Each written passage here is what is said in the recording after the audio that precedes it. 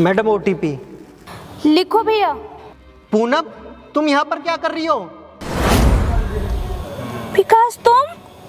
तुम्हारा मंगलसूत्र कहाँ है और ये कैसी ड्रेस पहन रखी है तुमने? सॉरी बेबी, थोड़ा लेट हो गया और आज तो कमाल लग रही हो, एकदम झक्कास। चलो driver. Okay sir. Madam OTP. हाँ बता रही हूँ, 1120। चलो ड्राइवर। Okay sir.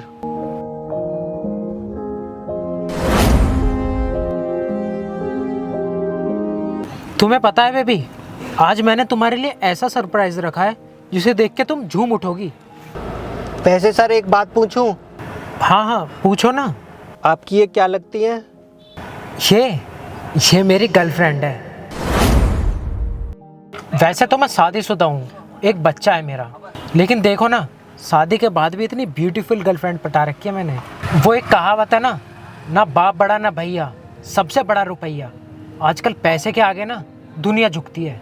आप दोनों को कितना टाइम हो गया एक साथ रहते हुए? वैसे मुझे ज़्यादा तो याद नहीं है, लेकिन 6 महीने हो गए होंगे ना बेबी। हाँ 6 महीने हो गए हमारे रिलेशनशिप को। वैसे तुम्हें पता है बेबी, मैंने तुम्हारे लिए एक 5 स्टार होटल में स्वीट सा रूम बुक किया है और आज मैं तुम्हें ऑफिशियल प्रपोज भी करने वाला हूँ। और इसके बारे में ऑफिस में भी बात फैला दूंगा कि आज से तुम मेरी गर्लफ्रेंड हो, ताकि तुम्हारी सब इज्जत करें, सब रिस्पेक्ट दें, तमीज़ से बात करें तुमसे। और रही बात तुम्हारे पति की, तो मैं वकील से मिलने जा रहा हूँ। तुम्हारे पति से तुम्हारा डिवोर्स करवा के रहूँगा, उस पर ऐसा केस लगाऊंगा कि वो तुम्हारे आसपास भी नहीं भटकेगा।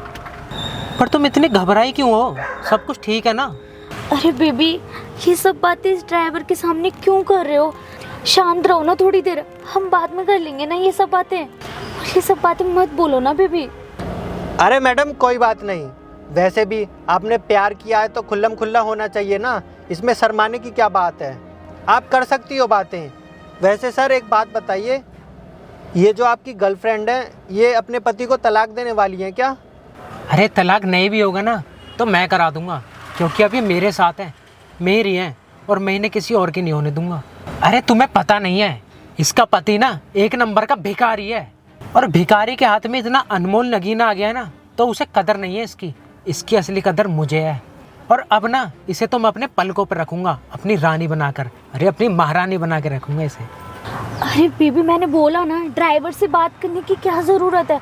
और तुम चुपचाप अपनी गाड़ी चलाओ ना, गाड़ी चलाने पे ध्यान दो। अरे भैया, मुझे लगता है तुम्हें गाड़ी चलाने से ज़्यादा इंटरेस्ट हमारी प्यार भरी बातों में आ रहा है, इसीलिए तुम ढंग से गाड़ी नहीं चला रहे हो। चुपचाप गाड़ी चला लो, हमारी बातों में ध्यान मत दो, और अब दोबारा टोकना मत, मैं ज़रा बिजी हूँ। Okay sir. वैसे सर एक बात बोलूं, आपको नहीं लगता आप गलत कर रहे हो? ये भी शादीशुदा हैं और तुम भी शादीशुदा हो, और फिर भी दोनों एक साथ में हो। ओए, तू अपने काम पे ध्यान दे, समझा? हमारी बातों में ध्यान मत दे। अब आखिरी बार समझा रहा हूँ तुझे, अगर दोबारा तूने हमारी बातों में इंटरफेयर किया ना तो तेरी कंप्लेंट कर दूंगा कंपनी में। बेबी, मैं ये कह रही थी, हम ना ये कैब कैंसिल कर देते हैं, हम दूसरी कैब कर लेते हैं ना। अरे बेबी, आ तो गया ये 5 स्टार होटल, अब इतनी से दूर के लिए मैं क्या ही कैब करूँ? थोड़ी देर झेल लो इसे, उसके बाद तो मस्ती मस्ती। ले लो भैया, लेफ्ट ले लो यहाँ से, ये आ गया रूम। ओ ड्राइवर, अरे होटल का गेट तो पीछे निकल गया। अरे कहाँ लेकर जा रहा है हमें? बताता हूँ कहाँ जा रहा हूँ, गाड़ी से जल्दी से नीचे उतरो, नीचे उतरो।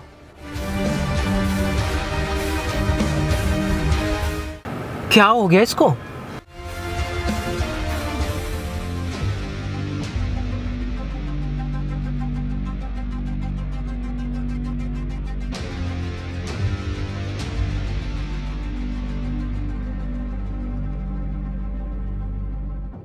तेरी समस्या क्या है?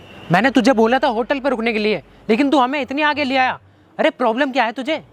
समस्या तो मैं बताता हूँ, ये तेरी गर्लफ्रेंड नहीं मेरी बीवी है। तुम्हें जरा भी शर्म नहीं आ रही? तुम अपने बॉस से चक्कर चला रही हो। तुम्हें अच्छे से पता है मैं तुमसे कितना प्यार करता हूँ, और तुम रात रात भर गायब रहती हो, मुझे अपना टाइम तक नहीं देती। तुम्हें जरा भी शर्म नहीं आ रही? एक शादीशुदा आदमी के साथ घूम रही हो तुम, गुलछर्रे उड़ा रही हो। एक बात बताओ मुझे, तुम्हारी ख्वाहिशों में कभी कमी रखी है क्या? जो कुछ भी तुमने बोला है वो ला कर दिया है, बेशक चाहे मुझे उधार ला कर देना पड़े, पर दिया ज़रूर है। ये सिला दिया तुमने मेरे प्यार का। अरे तुम्हारे कहने पर मैंने घर से भाग के शादी की, तुमसे लव मैरिज की। क्यों? क्योंकि तुमसे मैं बहुत प्यार करता हूँ। मैंने तुम्हारे लिए सब कुछ छोड़ा है, ये मत सोचो तुमने ये अकेले छोड़ा है। और तुम यहाँ पर पैसों के लिए अपने बॉस के साथ ये सब कर रही हो। मैंने ये गाड़ी ली है, किसके लिए ली है? तुम्हारे लिए। इसीलिए मैं कैब चलाता हूँ, वरना 20-25 हज़ार की नौकरी तो मुझे आराम से कहीं भी मिल जाएगी। और साले तू खुद तो शादीशुदा है, लेकिन दूसरों का घर बिगाड़ रहा है, उनका घर बर्बाद कर रहा है। साले तेरे अंदर बहुत पैसों का घमंड है ना, लेकिन एक दिन तेरा घमंड चूर चूर हो जाएगा। जब तेरी बेटी इसी तरह किसी शादीशुदा के साथ गुलछर्रे उड़ा रही होगी, तब तुझे एहसास होगा कि आज तू मेरी बीवी के साथ क्या कर रहा है। अरे तो भैया इसमें मेरी क्या गलती है? अगर तुम अपनी बीवी की सारी इच्छाएं पूरी नहीं कर पाते, उसकी ज़रूरतें पूरी नहीं कर पाते, और वो अपनी ज़रूरतें पूरी करने के लिए मेरे पास आ रही है, तो मैं पागल थोड़ी हूँ जो इतनी हसीन लड़की को छोड़ूंगा। सही कह रहे हो, मेरी गलती है।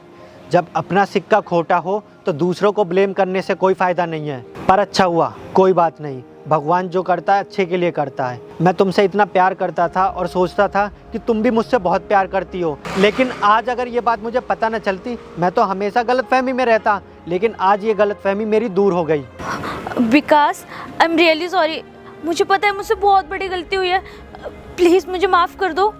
अरे बेबी, ये तो बहुत अच्छा हुआ ना, तुम्हारे पति को हमारे बारे में सब कुछ पता चल गया और वो डाइवोर्स ले रहा है। वैसे भी तो हमारा डाइवोर्स होने वाला था ना। अब इससे जल्दी डाइवोर्स लो और फिर हम अपनी ज़िंदगी की फुल ऐश करेंगे। अभिषेक प्लीज़ आप जाइए यहाँ से। मेरी लाइफ ना वैसे ही उथल पुथल हो चुकी है। मुझे ना अपने पति को डिवोर्स नहीं देना।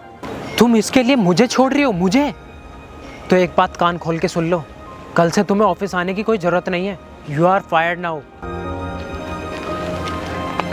विकास, आई एम रियली सॉरी। मुझे पता है मैंने जो इतनी बड़ी गलती की है वो माफ़ी लायक नहीं है। यार पूनम, मैंने तुम पर ट्रस्ट किया था, लेकिन आज ये मेरा ट्रस्ट तुमने चकनाचूर कर दिया।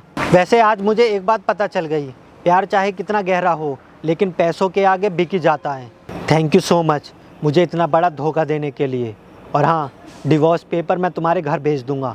आज के बाद अपनी शक्ल मत दिखाना मुझे, चाह रहा हूँ। विकास मेरी बात सुनो। विकास प्लीज़।